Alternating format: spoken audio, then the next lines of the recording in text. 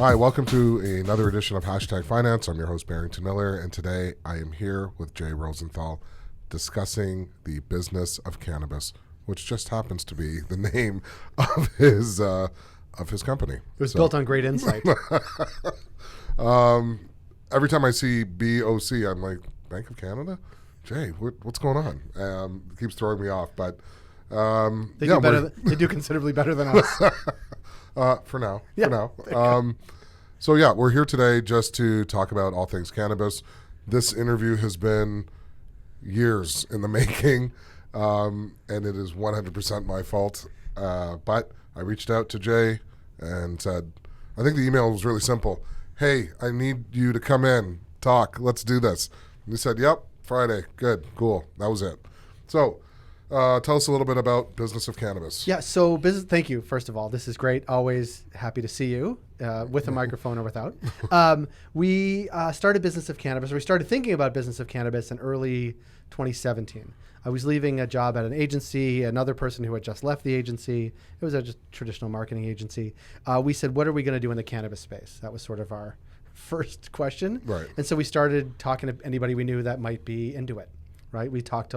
She came from a legal background, so we talked to Bay Street lawyers, and there were a lot working in the space. They introduced us to finance people. There was a lot working in the space. And that was okay and kind of compelling in one way or another. But then they started introducing us to people who licensed producers or people who had interesting technologies they were developing. And across the board, whether they were big law firms on Bay Street or finance people or the people sort of in the field doing the work of growing, cultivating, manufacturing, processing, and sort of serving patients, everybody had really pushed all their chips in personally and professionally, whether they were lawyers or sort of owned a greenhouse. Like they really said, we don't know what the future is, but we think it's bright, and we're willing to push certainly our professional chips in, but also personal, right? Right. This stigma in 2017 was far greater, frankly, than it is in 2019. So we were really compelled by those stories.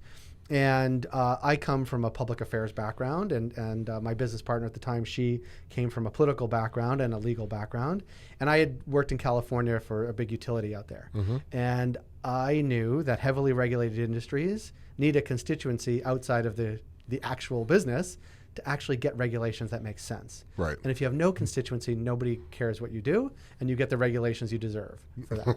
And I said, look, we have to tell these very compelling stories. One, because we like them, and they're super entrepreneurial, which is great. And if you don't start telling those stories, then nobody knows what you do, and they think the guy on the street and the illegal dispensary is actually the industry, and you need to dispel them from that. And so we said, let's start talking to people. We did our first foray. We had this great idea. We were going to do I'm not going to name names. We were going to do an insert in a national publication and put together a guide around the who's who of cannabis in 2017.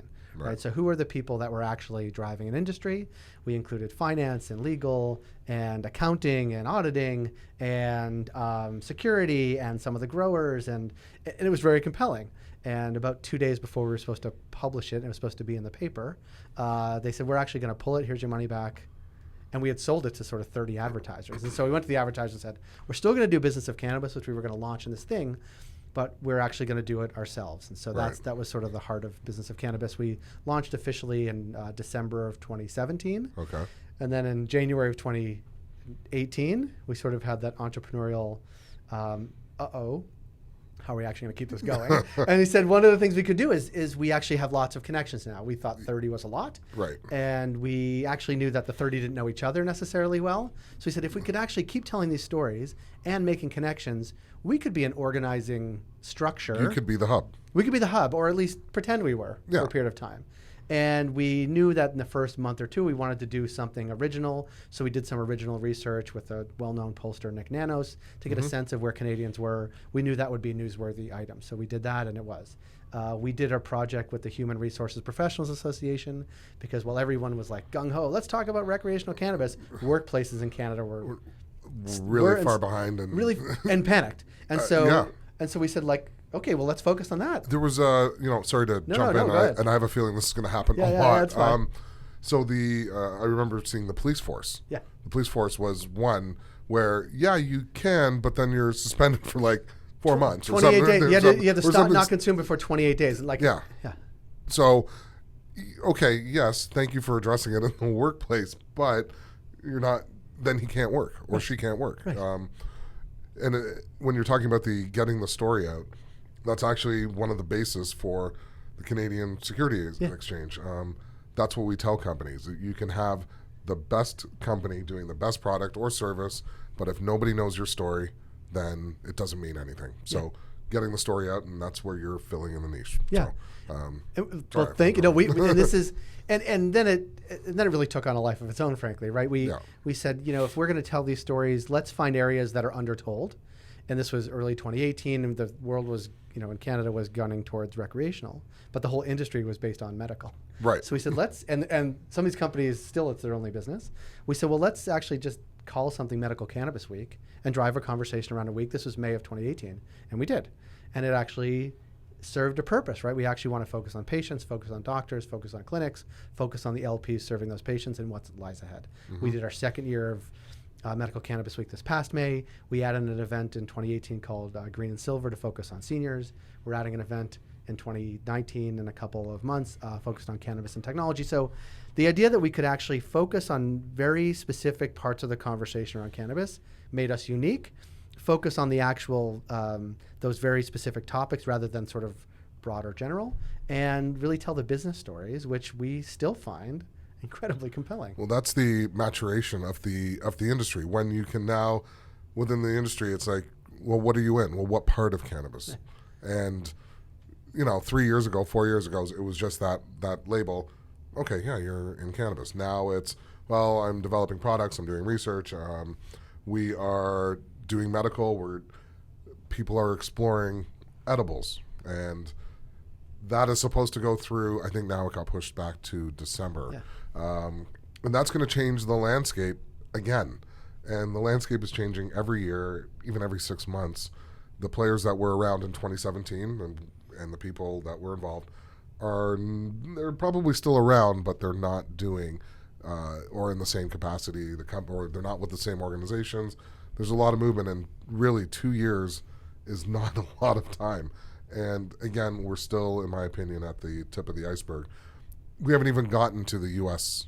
federal. Go ahead. And this is, we started, and we often say, I want to bring this up, when I'm out talking to groups, I put up an image of downtown Toronto. And I say, this is, because I speak to a lot of audiences that don't know anything about cannabis, and certainly nothing about the cannabis industry. And so I say, look, the world financial hub of cannabis is downtown Toronto. And mostly because of the CSE, frankly. Right? And I say, and many people don't know that. And this is the thing, and this is what we like to talk about, and I think increasingly what the industry and us, and likely you will be talking about, is that there is a conversation. You can disagree with legalization policy. That's a totally valid position. I think actually there's way more people that agree with the economic development right, of Canada leading on some very specific areas for a long time. And I think that is the legacy that the Canadian industry will actually have. It may be about the big people that got cultivation licenses very early and built a massive multi-billion-dollar business, but it won't be because they're great cultivators, likely. It's because they're great business builders, and that was the only license to get, and that set them apart, and they needed something to go public with, right? Right. But I do think the back end of the industry, and this is why we actually want to do something around cannabis and technology, there's this confluence of compliance and transparency and technology, and in many respects, Canada. And the intersection of those four things is where we spend a lot of our time actually talking. And I think that will be the legacy 2, 4, and 10 years from now. It'll be those companies and that infrastructure that developed that actually has longevity, because that is what other countries actually want to cut and paste. And that's every other country that's thinking about this except for the US. And I think the US actually wishes they had taken a similar approach in many respects, because many of these, think of Colorado, California, and Washington, and Oregon too, because everybody's made their own special, unique mistakes. But the confluence of compliance, transparency, and technology was not was not where where the industry developed in those places. It was more around brands and maybe products. But I think they wish, in hindsight, they had regulated better from the get-go, as opposed to saying, okay, voters are gonna say yes, we have a date to do it, let's just do it, and it's free for all. Because then you end up taking things off the shelf. They've done that in Colorado and Washington. Yep. You have an industry that is really not a ton of incentive for the black market or the legacy market, whatever you want to call it, to actually enter the legal market. Because if I'm a grower and I have my own grow in California somewhere in the woods, I can service all the states and international outside of the regulations and make a ton more money, not pay taxes, all of those things. And yeah, there's money to be made in the regulated market, but it's regulated and it's hard, and the regulations there make just as little sense as sometimes the regulations do here. And if you're an established business and want to do it right, your access to capital is through this building, not through sort of an exchange in New York. So this is, you talk about the other market. I actually think that it's helping the regulated market because there is no checks and balances. Like when you think of an industry, let's talk oil and gas. If oil and gas prices spike and they go up and everyone's like, oh, up in arms and it's too high, everyone's like, oh, it's too high. And you just buy oil and put it in your car. Right. Here, if you go to the regulated market and taxes are too high or there's product shortage or whatever it is, there's other venues that people go to. And so these regulated markets are actually being kept in check by this other market, which it wants to eradicate for very, very good reasons, and we can get into all of those. But it's actually sitting there going, it's keeping an eye on what the regulated component of it, which I find a little amusing, but it's true. You know, but it is interesting, and I've been thinking a lot about this, especially over the past week in Toronto, with closure, open of cafe. The several cafes in town that are selling unregulated, let's call it unregulated cannabis. And I'm not a history major, but I imagine a scenario where prohibition existed for alcohol, right? Yeah. And then all of a sudden it doesn't, or not all of a sudden, but it doesn't. Yep. Like, how long did it take to close down the speakeasies, right? I have no idea. I really have no idea. But I'm sure the same arguments are being made. They just weren't being made on Twitter, that it's cheaper at the speakeasy. I can get what I want at the speakeasy. Right? I don't have to go to a government store. Like I think there's still speakeasies around now. But they're not serving hooch, I don't think. Like I don't know. We don't know. But I think there are. I have a field trip for us. You and I are going on a field trip. This is market research. But it's true. Like but you wouldn't be able to walk out with a bottle. Maybe I'm wrong. But the idea that there would be this transition period, it's not going to happen on one day. And I actually think it is, of course, the price at the unregulated market is cheaper. Of course it is. But I actually think it's two things, and there's plenty of blame to go around. One, Ontario has done a pretty bad job of actually opening up stores. Right? Yes. So the other market, let's say, is filling the retail gap because, of course, people want their cannabis, and there's not enough places to go buy it. They also don't want necessarily what's in the store. The legal stores. They don't. Yeah, people love dry flower and they love the oils there, I guess. But they really want vape pens and edibles and everything you can get at cafe. So a little bit of that is Health Canada, like more products, and a little bit of that is more retail, and that's a provincial thing. And then you have the sort of local folks, in the wind trying to figure out what to do with the illegal dispensaries, and they look like chumps, frankly, right? Right. So you mentioned Health Canada, and Health Canada has, I guess, upped their requirements. So now, in order to apply for a license, you have to, and I see both sides of it. Yeah. 70% of the applications were getting rejected because they just said, "Hey, I want a license," and they had nothing behind it. I actually think they swung the pendulum too far the other way, saying you essentially have to break ground, build a facility, get everything, and wait before you can even think about applying to get a license. Then you might get through that application process, which again doesn't guarantee that you're going to get a license. That's not really an attractive incentive to get into the industry. So, do you want people in or do you not want people in? Make up your mind. I mean, that it's true that the pendulum did swing, and just it's swaying so rapidly over one day. Yeah. Right. And if you were an applicant, and there are sort of this in between, the purgatory that you've applied, but the burden is high, right? And especially, I guess I don't mind if the burden is high for big players, right? For the proper LPs that have tens of millions or would go public. But if you really want to bring people in from the legacy market that are fabulous growers, have unique genetics, and actually could grow a viable product in 2,000 square feet, you have to loosen that because those people are going to grow in 2,000 square feet or more, whether they're regulated or not, many of them. Yes. And they grow great product, and that is actually what people do want. So you have to have leniency. And if you're going to have leniency anywhere, you want those growers to have leniency because they're the ones They're the ones where all of it's coming from, right? At the cafe. So like figure out where you want to enforce, but I would make it easier for them because the burdens on a micro are not that different, frankly, than a large scale grower. No, not at all. But like I just talked to this guy, Hearst Organic Cannabis Products, the first micro cultivation license. Okay. He's in Hearst, Ontario. He built the building himself.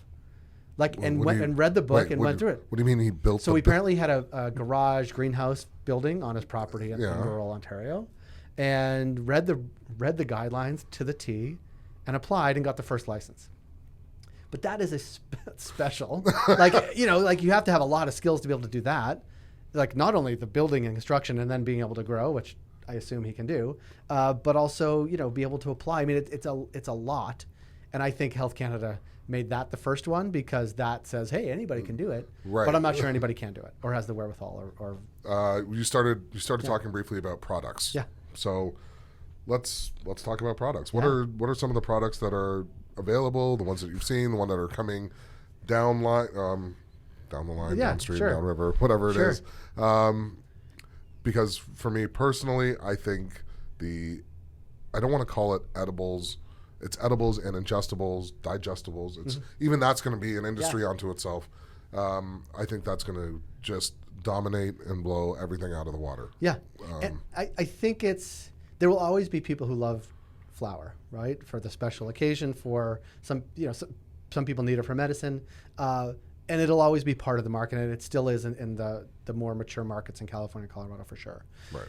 But the part where there's lots of expansion, it's better for business too, is the idea that there's vape pens, right? Vape pens are massive, right? Made from concentrate, super replicable, big markup for companies, but also consumers really like them and want them. Yes. They're discreet, and you're walking. I mean, this is King and Bay. People are vaping outside. You cannot tell if it's a Juul or if it's a vape pen because it's so discreet, right? Right. Actually, the guy, the CEO of Juul, actually came out recently and said.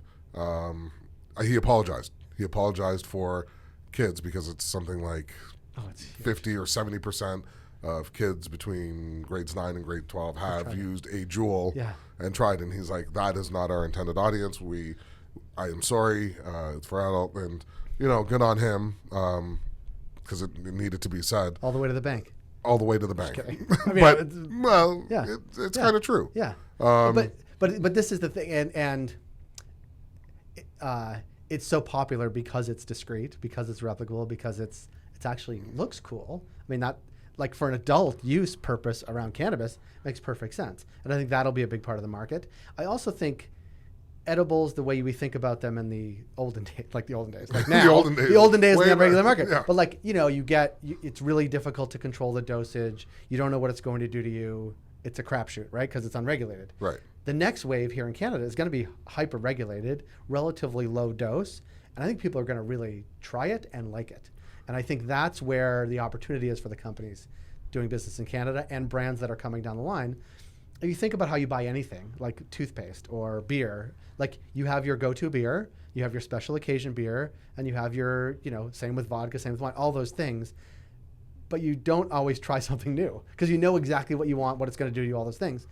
If you could be the company that provides that, 5 milligram chocolate that you always want to get, that's gold, right? And it's different than the industry is today, and it's going to shift dramatically tomorrow. And I think if we have this conversation a year from now, there'll be some companies that just nailed it, and some companies that are still trying to figure out what consumers want. I think if we have this conversation in January, it's going to be a lot different. We'll be way more high. I'm just kidding. And on that note, we will take a short commercial break. We'll be right back.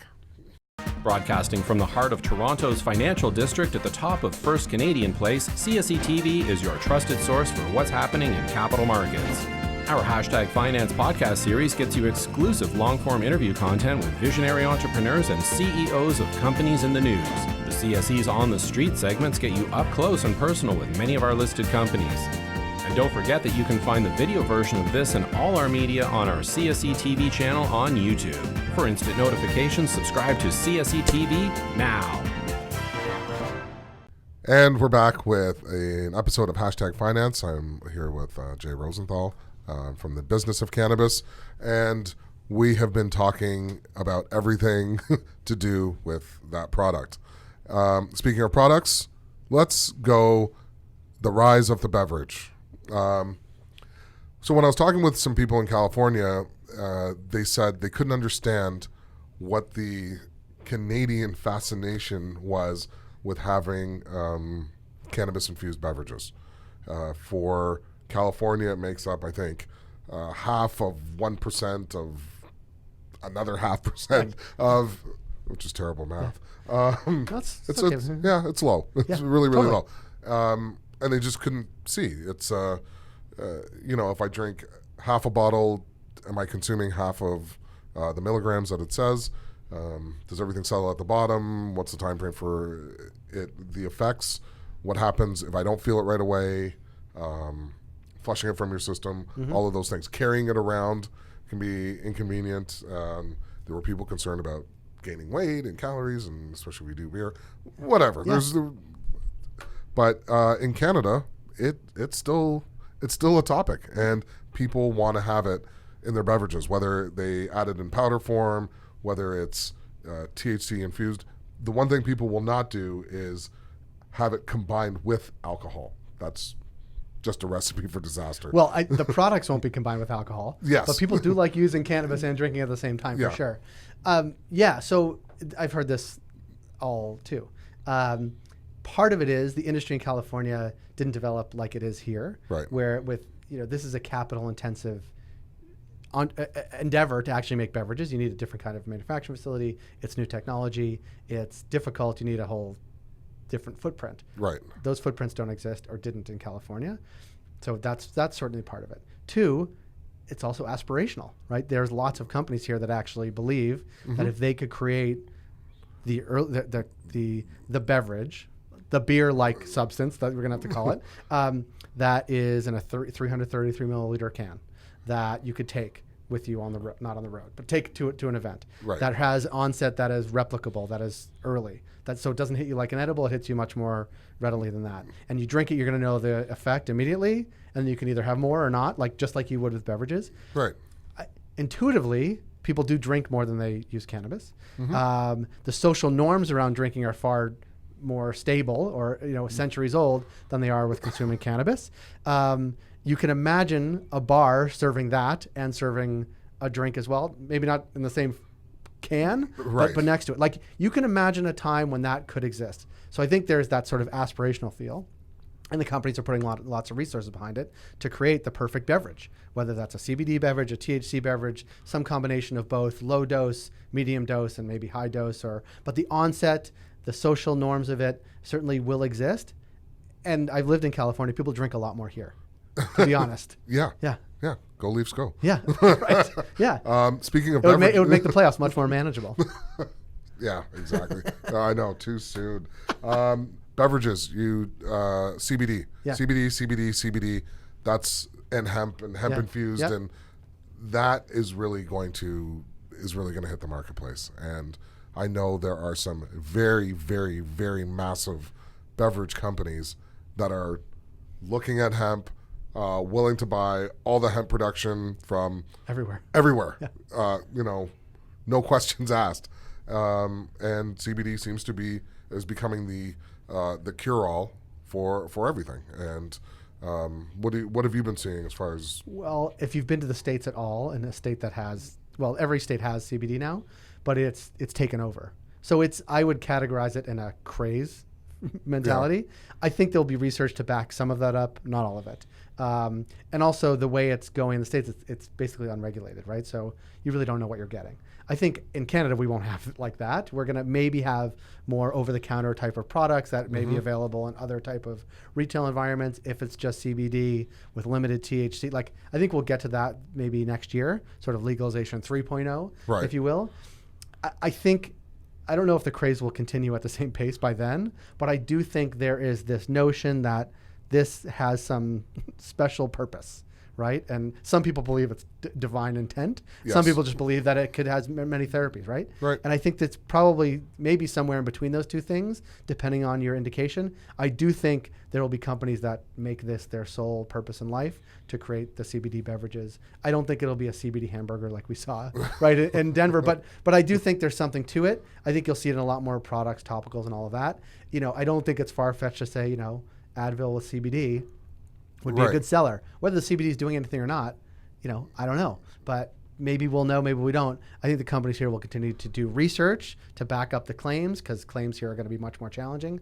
I do think that we'll see this craze continue for a long time, but there's always an end to a craze, and that'll be the sort of it'll meld into the sort of normal framework of how people buy over-the-counter sort of wellness products, I think. And in that melding and with that shifting consumer, the age population, the people over 65, 70, 75, nursing homes, elderly care facilities. It seems like it's becoming more and more normalized. And now, in our time, in our generation, when we are older, I think it's going to be that much more acceptable. And those are the places that I think some investors should be really, really looking at. How it's being distributed for the elderly, how it's replacing the opioid epidemic, which is ripping communities apart. And big pharma needs to really, really cut back on that. Actually, do you want to talk about? So I mean, there's both anecdotal and then sort of real. Yeah. Anecdotally, both my in-laws have had knee and hip replacements. Yeah. Their doctors give them some short prescription for opioids, and then they're basically not on their own, but it's Tylenol from there, right? Tylenol 3. They want to use cannabis. They really do, both because it has therapeutic value and it takes their mind off. Sort of they're laid up for a while, right? Right. Those are okay reasons to use it, and I help them get it because that's helpful. I also think legalization on the one hand, sort of in October. I think in other jurisdictions when legalization happens, sort of patient interest in the medical programs sort of go by the wayside. Right. I think here, because the infrastructure is so robust on sort of legal and on medical, it actually opened the door for people who would never go to their doctor before to actually go to their doctor and say, hey, I want this. Right. And it's putting pressure on doctors to say, not just no, full stop. It's no, but if you want it, go to this doctor. Or I'm a doctor, I need to get informed about it. So I think Canada is bucking some trends that we haven't seen in California or Colorado. And the stigma is different in Canada than it is in California or Colorado or on the East Coast of the States. Like it is a very nearby country. It's a bordering country, but our views on some things, cannabis included, is different. And so I think it opens the market here, which may lead the world in sort of how older Canadians view cannabis, both recreationally, medically, and therapeutically in sort of the wellness space. And I think we will see this huge upturn, not only among seniors now, but especially when you and I get really old. When you mentioned earlier some of the events that you were doing or a part of, and the green and silver one, just like that I think it's in its infancy, and I think you could really, really take that and develop an entire company just on that. Yeah. Whether it's consulting or advocacy or... It is, and this is what we've learned in all the things we've done. The industry is very insular. We talk to ourselves a lot, and I'm sure you see it too, right? Yeah. You see it because you're in the business part of it. There is an insatiable appetite, people outside the industry, to learn more. Yes. Whether it's about how does it help with arthritis, or how do I find a doctor that'll sort of get me an authorization, or what should I look for recreationally because I want to not drink wine there's all those things are information based, and there's an insatiable appetite for it. It's just how do you access those people? And I do think when we look back in the history and we look sort of where we've been over the past 2 years and where we're going over the next 20 or 50, I think there actually is there'll be many seminal moments. I think the entrance of Shoppers Drug Mart in Canada into the space really did something, a mind shift, at least for me, that I think consumers are going to say, oh, if Shoppers in it, there's something there. Yeah. Like there are some preeminent brands in Canada, Shoppers being... They're safety brands. Yeah. They're the ones people... They're comforting brands. Yeah. They're ones that, hey, I'm driving through this town. First thing you look for, Tim Hortons and the Shoppers. Yeah. Okay, they have it. All right. And then the LCBO. And then the LCBO. But I mean, but it's true. I mean, and Canada's small. Like, Yeah. you know, the rest of the world can look at Canada and it's a massive country, but we only have 35 million people. We live in very few places within that. And there are these brands that they outperform what they actually do. And Shoppers is one of them, right?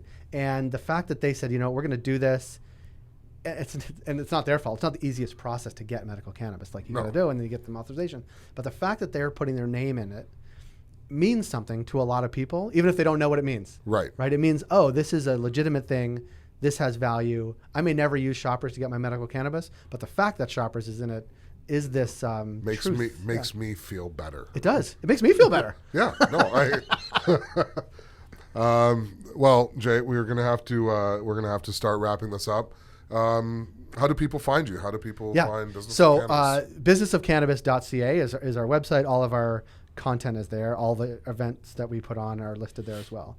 Most people find us through Twitter, BofC_Canada. That's a mouthful, but that's where we put all the information as well, and it's real time, and we do post a lot. And a lot of what we do is actually conversations like this. Right. I'm on the receiving end of your questions, but a lot of it is conversations we have with people in the industry, basically that we find interesting, because there is the publicly traded companies, which we love, and we talk to them a lot. Yeah. And the next wave.